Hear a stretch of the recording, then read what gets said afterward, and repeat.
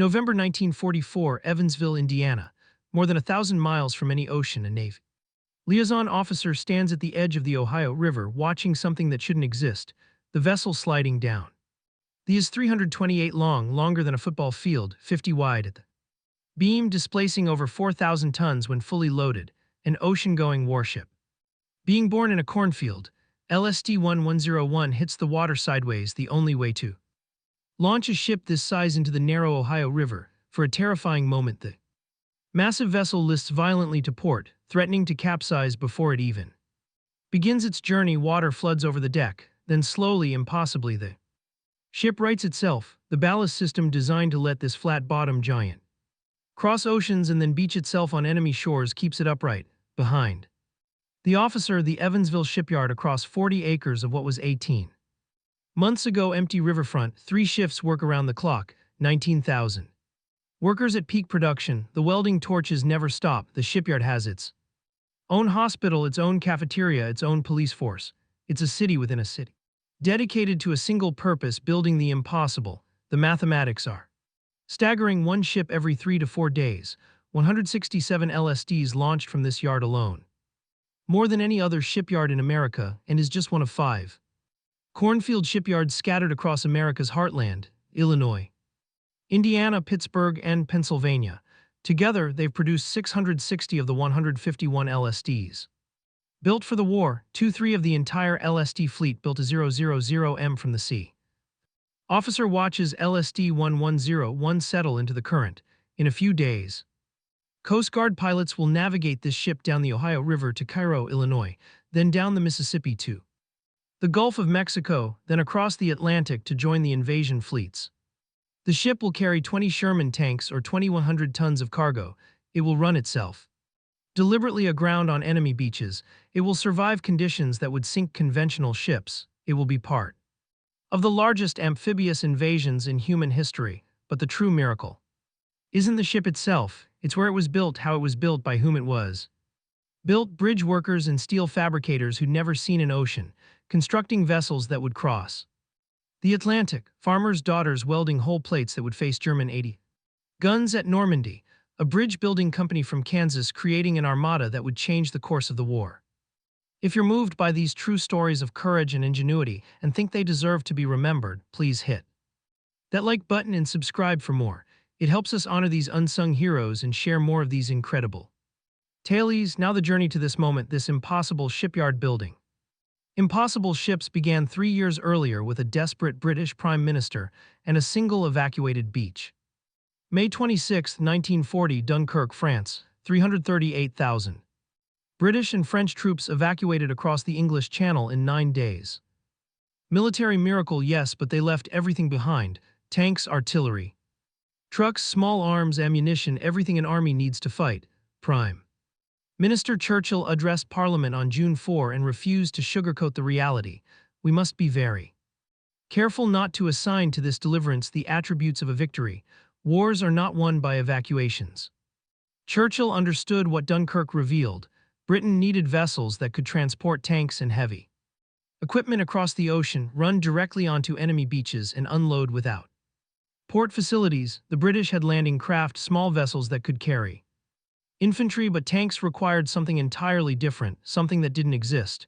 Within weeks of Dunkirk, Churchill sent a memo to his Minister of Supply. The language was characteristically direct. What is being done about designing and planning vessels to transport tanks across the sea for a British attack on enemy countries? These must be able to land them on the beach. The British tried converting 3 shallow draft oil tankers from Venezuela, ships built to cross the restrictive bars of Lake Bow. Doors and ramps were added. They became HMS, the first landing ships tank, but their blunt bows made them painfully slow, and they were too few. Britain needed hundreds, and British shipyards were already working at maximum capacity, building destroyers, cruisers, and corvettes for the Battle of the Atlantic. August 1941, Bay, Newfoundland. President Franklin and Prime Minister Churchill met aboard the USS Augusta for the Atlantic Conference. Among the strategic discussions about the war and the future Atlantic Charter, they confirmed critical operational requirement: Britain would build warships for the Royal Navy. America would build the landing ships, all of them. November 1941, Bureau of Ships, Washington, D.C. British delegation arrived with specifications. The Americans needed to design an ocean-going ship capable of carrying at least 30 25-ton tanks or 500 tons of cargo. It had to cross the Atlantic in convoy. It had to deliberately beach itself. It had to retract from the beach under its own power, and America needed 200 of them immediately. John C. sat in his office in the Bureau of Ships Preliminary Design Branch. Born in 1893, he'd graduated from Webb Institute of Naval Architecture in 1918, worked on submarine salvage operations in the 1920s, and spent 13 years designing everything from cruisers to merchant ships. He was now the technical director responsible for preliminary ship design. When the British requirements arrived on November 4, 1941, made a few sketches on an envelope during his afternoon work. That evening he went home and worked out the details in his study. The challenge was brutal. Deep draft ships were stable at sea but couldn't reach beaches. Shallow draft vessels could beach but weren't. Nightmare's solution was elegant, a massive ballast system. Internal tanks with seawater for ocean crossings, giving the ship a 14 draft. Aft for stability, pump the ballast out for beach landings, raising the boat. Draft of less than 4 feet, a hull would allow the ship to ground and remain upright. Twin screws and rudders recessed to avoid grounding damage. Large bow doors that opened outward, a ramp that could deploy directly onto sand. Nightmare's rough sketch, drawn to scale on a single sheet, was photographed and flown to Britain on November 5th. The British response came immediately: build it. By January 1942. The preliminary 280 design had grown to 290, then to 328, slightly longer than a destroyer with a 50 beam. The Bureau of Ships completed detailed drawings in February. By June, construction had begun, but there was a problem, a crisis. Actually, America's coastal shipyards were jammed. Philadelphia, Newport News, Norfolk, Boston, every berth was occupied. Building aircraft carriers, battleships, destroyers, Liberty ships, there was no room. The LST program had the highest priority in American wartime production. Congress authorized construction in 3 separate acts. The Navy even removed an aircraft carrier from its building slip to make room for LSTs, but coastal capacity was physically exhausted. The solution was radical. Build them inland, use heavy industry plants that had never built ships, steel fabrication yards, bridge building companies, facilities along the Ohio, Mississippi, and Illinois rivers. Yes, the rivers were narrow. Yes, bridges would need modification. Yes, the ships would have to navigate more than 1,000 miles of inland waterways to reach the Gulf, but it was the only way. The Navy established 5 primary inland shipyards. Corporation at Island, Pennsylvania became the lead yard. American Bridge Company at Pennsylvania, at Indiana, Chicago Bridge and Iron at Illinois, and in February 1942, the Navy awarded a contract to Missouri Valley Bridge and Iron Company to construct a shipyard in Evansville, Indiana. Originally contracted for 24 ships, they would build 167. June 1942, Evansville, Indiana. Construction began on 40 acres of Ohio River waterfront. The site was a coffer dam, a temporary enclosure built in the river to create dry land for construction. Missouri Valley Bridge and Iron Company was a bridge-building firm from Kansas. They'd built bridges across the Mississippi. They'd done foundation work for the San Francisco Bay Bridge. They never built a ship, but they knew steel, they knew welding, they knew how to fabricate massive structures, and the LST was in many ways less a ship than a self-propelled steel box designed to float, perfect for a bridge company. 4 months after groundbreaking, on June 25, 1942, the keel for LST-61 was laid. The yard operated 24 hours a day, 7 days a week, 3 shifts. At peak employment, 19,213 workers. 70,000 people worked there over the war's duration. Many were women, the riveters, who'd never held a welding torch before Pearl Harbor. Many came from surrounding farms. Few had ever seen the ocean they were building ships to cross. The first LST splashed into the Ohio River in November 1942. LST-157, Coast Guard crews maneuvered the massive vessel with tugboats and Susan corralling it in the current. Then began the 1,500-mile journey down the Ohio to Cairo, Illinois, where it meets the Mississippi, down the Mississippi past Memphis, Baton Rouge, New Orleans, through the Delta to the Gulf of Mexico, then to East Coast ports for final fitting, armament installation, and crew training. The journey itself was dangerous. The Ohio River averaged 981 miles from Pittsburgh to Cairo. The Mississippi ran 954 more miles to the Gulf, narrow channels, low bridges. Many had to be modified by Navy engineers to let the tall LSTs pass. Spring floods, shifting sandbars, LSTs that ran ground required dredging or refloating operations. Coast Guard ferry crews became expert river pilots navigating vessels designed for ocean warfare through America's heartland, but the system worked. By 1944, Evansville was launching one LST every 3 to 4 days. The yard received the Army-Navy E Award for excellence in wartime production twice. Secretary of the Navy Frank called the Evansville shipyard's quota higher than that of any other shipyard building LSTs. The pattern emerged across all inland yards. At Island built 145 LSTs. Chicago Bridge and Iron at built 157, at built 133, American Bridge at built 62. Evansville led them all with 167. The ships themselves were evolving. The initial LST-1 class gave way to the refined LST 542 class. Improvements included better ventilation for the tank deck while vehicle engines were running, elevator to move vehicles between the main deck and tank deck, enhanced armament, 2 twin 40mm gun mounts, 4 single 40mm mounts, 12 20mm guns, accommodation for 350 troops in addition to cargo, a water distillation plant for extended operations. The specifications were impressive: 328 overall length, 50 beam, draft of 38 in forward and 14.1 in aft when fully loaded, maximum speed of 11.5 knots, painfully slow but adequate, range of 24,000 nautical miles at 9 knots. The ship could carry 2,100 tons of cargo, 20 Sherman tanks or 32.5-ton trucks, or 350 troops with equipment. Sailors developed their own terminology. Officially, LST stood for landing ship tank. Unofficially and nearly universally, crews called them large slow target. Some claimed it meant large stationary target. Others joked it stood for last ship to Tokyo or when grounded. Large stranded target, the nickname acknowledged reality. At maximum speed of 11.5 knots, LSTs were sitting ducks for enemy aircraft, submarines, and coastal batteries, but they were tough. The flat-bottom design, blunt bow, and open tank deck made them handle like bathtubs in rough seas. They rolled 40 in moderate swells that faster ships barely noticed. Seasickness was endemic. Sailors learned to walk at odd angles, compensating for the constant rolling motion. The ships stank of diesel oil, backed up toilets, and vomit. They didn't even have proper names, just whole numbers, as if the Navy couldn't quite acknowledge these vessels as real warships. LST 387, LST 562, LST 742, numbers, nothing more, but the numbers were about to prove themselves.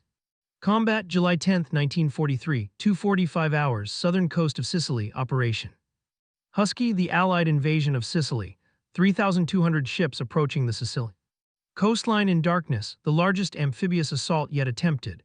Among the invasion fleet, 74 American LSTs, carrying the heavy armor and vehicles for Lieutenant General George S. 7th Army. The weather was terrible: high winds, heavy seas. Many LSTs rolled so violently that vehicles broke their tie-downs and crashed across the tank decks. Troops were miserably seasick, but the poor weather provided unexpected benefit. Axis commanders, seeing the storm, concluded no invasion would come that night. The Allies achieved tactical surprise. At 2:45, the first LSTs hit the beaches at Gala and bow doors opened. Ramps dropped. Sherman tanks rolled directly onto Sicilian sand. No port facilities required, no cranes, no lighters, just tanks driving straight from ship to shore, exactly as Churchill had envisioned 3 years earlier. German aircraft responded quickly. Bombers attacked the beached LSTs, large immobile targets with doors open and ramps down. On July 11th, LST 313 took a direct hit and exploded. The first LST lost in combat. Burning ammunition cooked off. The ship was destroyed. LST 312 was badly damaged, but the invasion continued. Tanks from LST-2 rolled off the beach and immediately engaged a German counterattack, helping repulse it. The LSTs performed exactly as designed. Over the first 3 days, the Allied fleet landed 150,000 troops, 7,000 vehicles, and 300 tanks directly onto beaches. The DUWK amphibious truck, the Duck, made its combat debut, effing supplies from LSTs to shore. By July 22nd, forces had captured. By August 17th, Sicily was Secured the official Army assessment, LSTs were outstanding in performance and usefulness, but the true test was still ahead. September 9, 1943, Gulf of Italy, Operation Avalanche, the invasion of mainland Italy, 90 LSTs participated. Again, German aircraft targeted the beach ships. LST 311 was being to unload when LST 313 nearby took devastating fire and began to burn. Soldiers and sailors forward swam through the bow doors to escape. LST 311's commander made a split-second decision. He beat his own LST stern first against LST 313's bow, allowing 80 trapped men to escape across the joined sterns. January 22, 1944, Anzio, Italy, Operation Shingle, an amphibious end run designed to bypass German defensive lines. The initial landings achieved total surprise. LSTs delivered 2 divisions, American and British, directly onto the beaches with minimal resistance, but German Field Marshal Albert reacted quickly, surrounding the beachhead. The Anzio forces became besieged, dependent entirely on supply. LSTs became the lifeline. They shuttled between Naples and Anzio, bringing reinforcements, ammunition, food, fuel. Each trip exposed them to German artillery, bombers, and mines. On February 16, 1944, LST-418 was torpedoed by German submarine U-230. A crewman recorded the sinking. She reared to a perpendicular position and slid slowly beneath the surface. The last thing visible was the large red circle painted on the bow with the hull number 418 in white before the ship vanished. LSTs continued the supply runs for 4 months, until the Anzio breakout in May. They'd kept the beachhead alive through sheer persistence, but the pattern was clear. LSTs were vulnerable. Their slow speed, flat profile, and requirement to sit stationary while bead made them targets. 26 LSTs would be lost to enemy action during the war, but 1,025 would survive because on June 6, 1944, the LST would face its ultimate test. D-Day, Normandy, France, Operation Overlord. 230 LSTs participated in the largest amphibious invasion in history. They crossed the English Channel in massive convoys at Utah Beach and Omaha Beach. They delivered the armor that would break through German defenses. 19 LSTs hit Omaha Beach in the first wave, including LST 325 built at Philadelphia, carrying 59 vehicles, 30 officers, and 396 enlisted men. Omaha Beach became a nightmare. German defenses were far stronger than intelligence had indicated.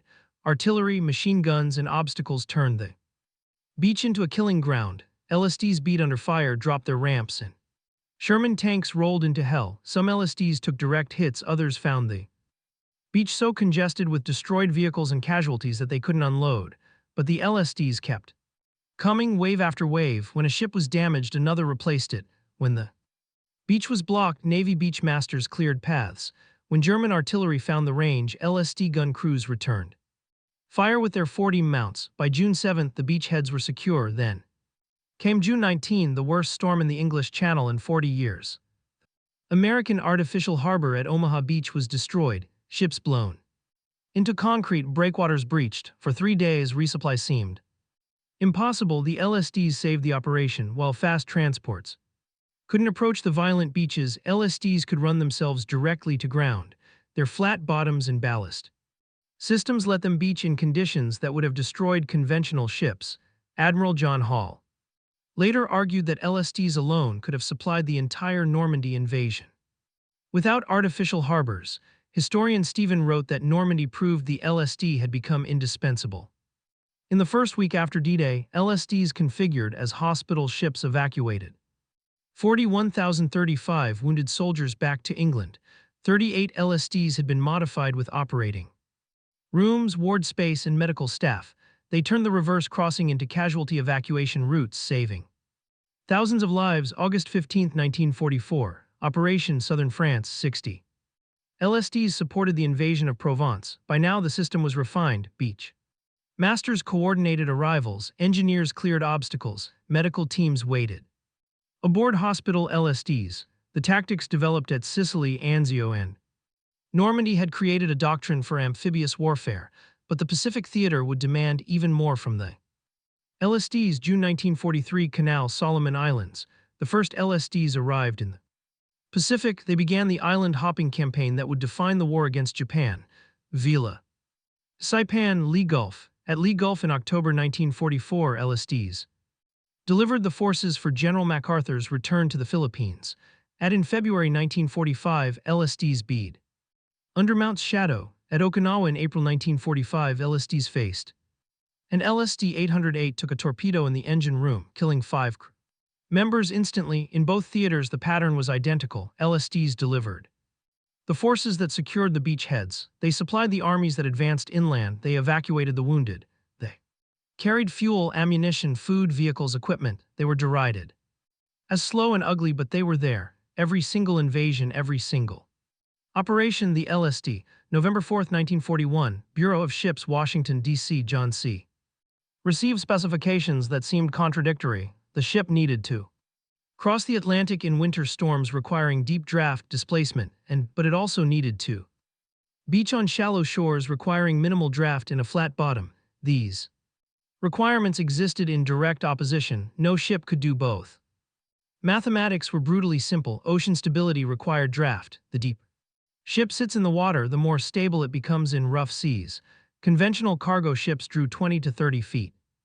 Destroyers drew 18, cruisers 25. This draft prevented them from approaching beaches. Most beaches around the world shelved gradually. The water stayed shallow for hundreds of yards from shore. A ship needing 20 of water would ground hundreds of yards offshore, useless for unloading heavy vehicles. Landing craft solved this by being small and light, drawing only 3 to 4, but landing craft couldn't cross oceans. They had to be transported by larger ships, then launched near the invasion beach. This meant landing craft depended on port facilities or mother ships. It made them vulnerable to enemy interference and slowed the invasion process. The requirement was unprecedented. Build a large ship capable of ocean crossings that could also run itself onto a beach. Churchill had demanded it. The British couldn't solve it. Now it fell to his solution was the ballast system. The LSD would have massive internal tanks built into the hull for ocean crossings. These tanks would be flooded with hundreds of tons of seawater.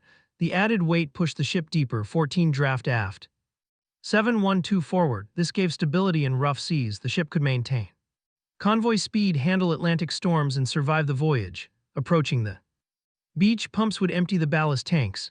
As thousands of gallons of pumped overboard, the ship rose in the water. The forward draft decreased to less than 4 feet. The aft draft reduced to 14. The hull meant the ship could ground and remain upright, unlike V-hulled ships that would roll over if beached. But this created another problem. How do you get off the beach? Design twin screws set in recesses to protect them from grounding. A ship bead bow first could reverse its engines, but revering 4,000 tons of steel off sand and rocks required more than propellers.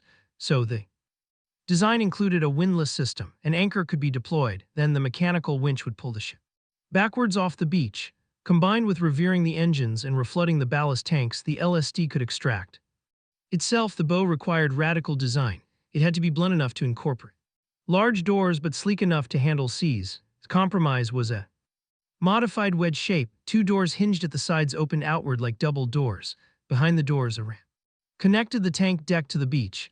The doors could open to 14 width, wide enough for American tanks, British tanks, any Allied vehicle. The flat bottom solved multiple problems. It allowed beaching. It maximized cargo capacity. The entire hull became usable space. It construction for inland yards unfamiliar with complex ship hull curves, but it created the ship's notorious handling characteristics. Flat bottoms don't cut through waves, they ride over them, causing violent rolling, but this was acceptable. The LSD's mission wasn't to fight other ships, it was to deliver cargo. Weight calculations were critical. The ship needed to be light enough to float in shallow water, but heavy enough to remain stable. Steel plate thickness was carefully optimized. The engines were General Motors diesels, reliable, widely available, and simpler to maintain than turbines. Power was modest, 1,800 horsepower from 2 diesel engines, top speed 11.5 knots, but the mission didn't require speed. It required capacity, durability, and the ability to beach. The final design specifications: length 328, beam 50, draft loaded 14-1 and aft 3T8 in. Forward, draft and landing trim ballast tanks empty 3T9 in forward. Displacement 1625 tons, light 4,080 tons loaded. Cargo capacity 2,100 tons. Typical cargo 20 Sherman tanks or 32.5-ton trucks or mixed vehicles, troop capacity 350 in addition to crew 7 officers. 104 enlisted, armament 2 twin 40mm guns, 4 single 40mm guns, 12 twin guns, top speed 11.5 knots, but the mission didn't require speed, it required capacity, durability, and the ability to beach, the final design. Specifications later recalled testing the beach landing. Navy brass asked him how fast the LSD should approach the shore. His answer, full speed, about 10 knots. They ran the test. The LSD hit the beach bow first at full power. Remembered it was just a gradual stop. The design worked because it embraced its limitations. It wasn't trying to be a fast ship. It wasn't trying to be heavily armed. It wasn't trying to be comfortable or maneuverable. It was trying to do one thing: carry tanks from a shipyard to a beach anywhere in the world and deliver them directly to combat. The American Society of Naval Engineers later called the father of the modern United States Navy. Over his career, he directed the design of 8,000 ships, but he always spoke with particular pride about the LSD, the ugly, slow vessel that won the war by doing the impossible, making every beach an invasion beach. And America built 151 of them, 2-3 in Cornfields, the Cornfield shipyards, transformed American geography into strategic advantage, while coastal yards built carriers and battleships. The heartland built the invasion fleet, and the Axis powers had no intelligence indicating this was even possible. German military intelligence focused on coastal shipyards. They tracked construction at Norfolk, Philadelphia, Boston, San Francisco, Seattle. They estimated American naval production based on coastal capacity. They never imagined ships being built in Indiana and Illinois. Why would they? Who builds ocean-going warships 1,000 miles inland? The Mississippi River became a secret highway. German reconnaissance couldn't reach Evansville or spy networks watched coastal ports but never knew about the LSTs arriving from upstream. By the time German intelligence spotted LSTs at East Coast ports, they appeared to be just another type of American ship. Ugly, slow, probably unimportant. Even the voyage itself served as operational security. LSTs launched in Evansville required days to reach the Gulf. During this journey, crews conducted shakedown operations. By the time the ships reached ocean, they were already tested and ready. Ships often had mechanical issues discovered only at sea. Inland-built LSTs had their bugs worked out before leaving American waters. The production numbers stunned even American planners. 1942, 23 LSTs launched from inland yards. 1943, 369 LSTs launched from inland yards. 1944, 252 LSTs launched from inland yards. 1945, 26 LSTs launched from inland yards. War ended in August. Total from 5 Cornfield shipyards, 670 LSTs. Corporation Island, Pennsylvania, 145. Chicago Bridge and Iron, Illinois, 157. Indiana, 133. Missouri Valley Bridge and Iron, Evansville, Indiana, 167. American Bridge Company, Pennsylvania, 62. The Missouri Valley Bridge and Iron Yard at Evansville became legendary. Originally contracted for 24 ships, actually built 167 plus 13 ammunition lighters and 17 ocean-going barges, a total of 197 vessels. Peak production, 1 ship every 3 to 4 days. The yard received the Army Navy E Award twice, once with 1 star, once with 2 stars, recognizing sustained excellence in production. The workers came from everywhere: farmers from surrounding counties, women who'd worked in department stores, teenagers just out of high school. Many had never seen an ocean, some had never left Indiana, but they could weld, they could rivet, they could read blueprints, and they understood that their work mattered. The yard operated 24 hours a day, 7 days a week. Night shift workers arrived at dusk, left at dawn. The welding torches never went dark. Sound of riveting hammers never stopped. Locals could set their watches by the shift changes. Thousands of workers streaming through the gates like clockwork. Accidents happened. Industrial work is dangerous, heavy equipment, hot metal, fatigue from long shifts. The yard maintained its own hospital. Safety officers patrolled constantly, but the work continued because men were dying on beaches in Sicily and Normandy, and those men needed tanks, and tanks needed ships, and ships needed welders. Women comprised a significant portion of the workforce. The riveter wasn't just propaganda, she was real, working third Shift at Evansville Shipyard, welding hull plates that would face German artillery at Anzio. The yard employed women as welders, fitters, electricians, painters. Some became supervisors, most had never worked in heavy industry. Many discovered they were skilled at it. The racial dynamics were complex. African Americans worked in the yards but faced discrimination. Separate facilities in some areas limited opportunities for advancement, but the labor shortage created openings that would have, and the work itself was egalitarian. A weld either held or it didn't, regardless of who made it. The community embraced the shipyard. When ships launched, residents lined the levee at Sunset Park and Dress Plaza to watch. Some climbed on rooftops for better views. Launch ceremonies were civic events. A local woman sponsored each ship, christening it with champagne as it slid into the Ohio River. Entire city felt invested. The Red Cross operated a canteen at the Evansville train station. It served 1.6 million service members during the war, an average of 1,500 per day. Food donated by churches, businesses, and farmers.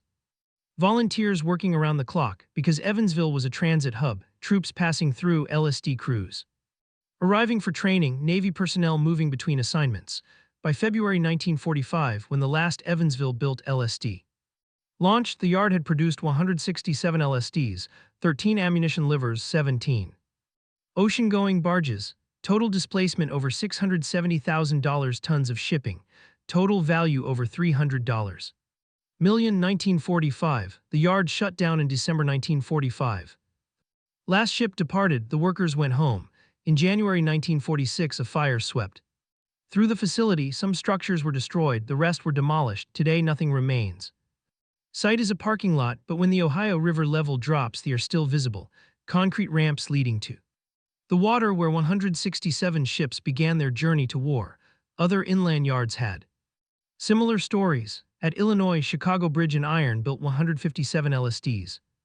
On the Illinois River, the town's pre-war population was 1,200. During the war, 12,000 workers commuted there daily. At Indiana, across the river from Louisville, Kentucky, the yard launched 133 LSTs. At Island, Pennsylvania, just downriver from Pittsburgh, built 145. Together, these yards, these cornfield shipyards that shouldn't have existed, produced 2/3 of the LST fleet. They built the ships that opened Second Front in Europe. They built the invasion fleet for D-Day. They built the vessels that Island hopped across the Pacific, and the enemy never saw it coming, because who builds a navy in a cornfield? The final statistics tell the story of industrial mobilization on a scale never before attempted. Total American LST production: 1,051 ships built at coastal yards, 381 built at inland yards, 670 major coastal yards. Newport News Shipbuilding, Virginia, 18 Bethlehem, Massachusetts, 98 Bethlehem Steel, Quincy, Massachusetts, 22 Norfolk, Virginia, 19 Boston Navy Yard, Massachusetts, 47 Other coastal yards, 177. The inland yard's dominance is stark. 64% of all American LSTs came from 5 facilities that hadn't existed before the war, built by companies that had never constructed ships, staffed by workers who'd never seen an ocean. LST variants and modifications: LST-1 class, original British design, largely abandoned, 3 constructed. LST-542 class, standard American design, 148 constructed. Specialized modifications: LSTH hospital ships, 38 converted. LST rocket ships, 12 converted. LSTRH repair ships, 39 converted. Rail equipped LSTs, several for carrying loaded freight cars. Combat losses, 26. LSTs sunk by enemy action, 13 lost to weather or accident. Total losses, 30. Of 051, a 96% survival rate. Construction timeline: first keel laid June 10, 1942, DRO Pittsburgh. First LST commissioned October 27, 1942, LST 383, Newport News.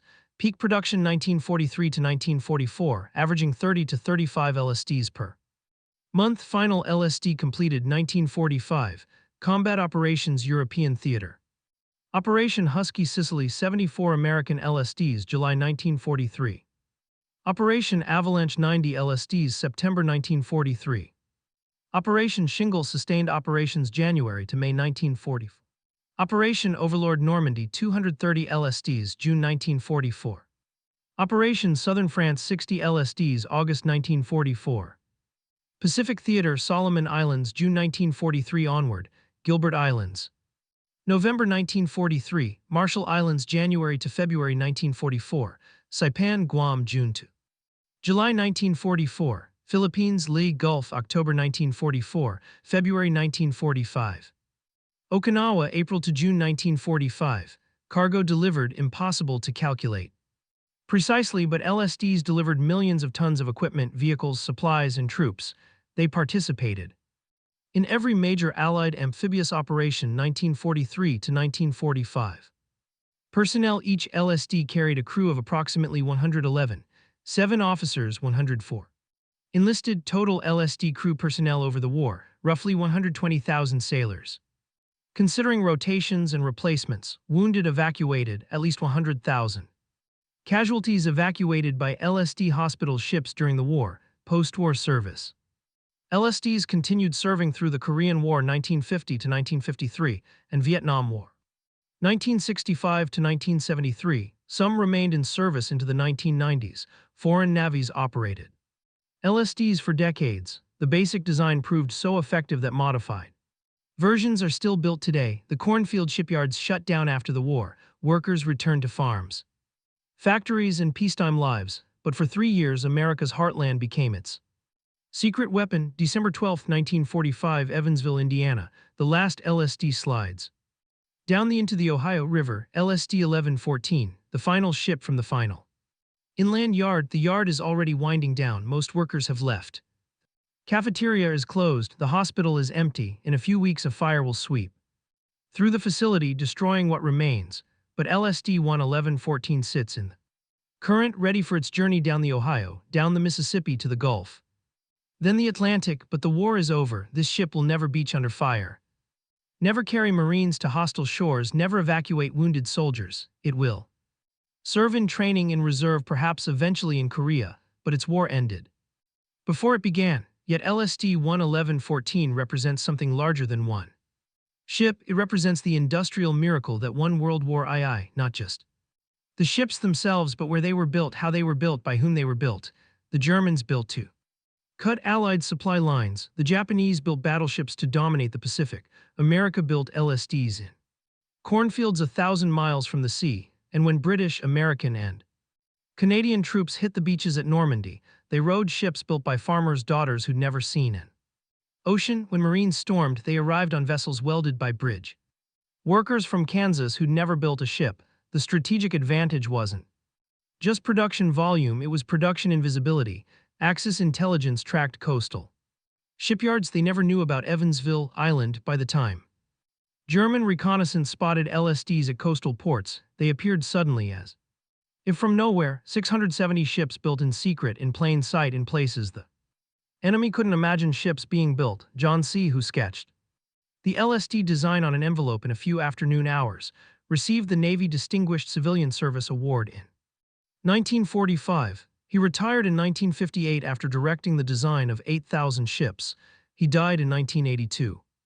Having witnessed his ugly duckling design serve through 3 wars and transform amphibious warfare forever. The LST proved a simple truth: wars are won not just by brilliant strategies or brave soldiers, but by nations that can deliver overwhelming force to the point of decision. And delivery requires logistics. Logistics require ships. Ships require shipyards, and sometimes shipyards require cornfields. Today, USS LST 325 is docked Evansville, the only fully operational World War II LST remaining. It serves as a museum ship, though it wasn't built there. LST 325 came from Philadelphia, but Evansville earned the honor of hosting it because Evansville built 167 of its sisters, because Evansville was the heart of the Cornfield Navy, because Evansville proved that America's military strength came not from its coasts but from its heartland. The LST was never beautiful, it was never fast, it was never loved by the sailors who served on it, but it was there at every invasion, every landing, every beach, built in a cornfield, proven on the world's shores.